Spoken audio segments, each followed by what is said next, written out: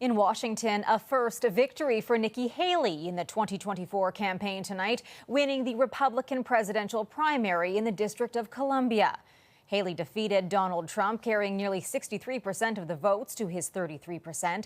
The symbolic win follows her losses in the Missouri and Idaho caucuses over the weekend, just 2 days ahead of Super Tuesday. Before tonight's win, the former South Carolina governor said she may not keep a pledge to support the former president if he becomes the Republican nominee. At the time of the debate, we had to take it to where would you support the nominee? And you had to, in order to get on that debate stage, you said yes. The RNC is now not the same RNC. Now it's So you're no Trump's longer bound daughter-in-law. by that pledge? No, I think I'll make what decision I want to make, but that's not something I'm thinking about. Joining me now to break all of this down for us is political analyst Eric Ham. Eric, let's start with Nikki Haley, now walking away from that pledge. Well, but is she really? I think what we're seeing from Nikki Haley is she's recognizing that perhaps the end is near. And so as that becomes more of a reality for her, I think what we're seeing here is actually Nikki Haley unbound.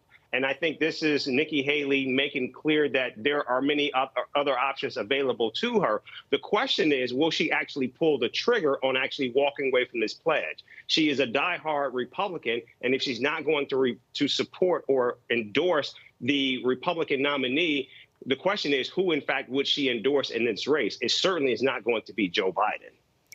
Okay, Eric, and we have a big week coming up, of course, and a major Supreme Court decision could come as soon as tomorrow, and that's just before millions of voters head to the polls for Super Tuesday. Walk us through these two issues.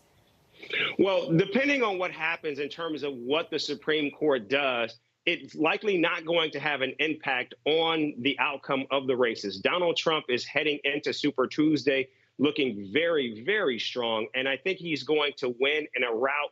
The only thing about what happens in terms of what the court does will determine whether or not it impacts Donald Trump and his ability to actually stay on the ballot in some of these Super Tuesday states. Perhaps not maybe tomorrow or March 5th, but possibly March 12th. Eric, here in Canada, we hear the term Super Tuesday. Just how big is Super Tuesday, and what are you looking for?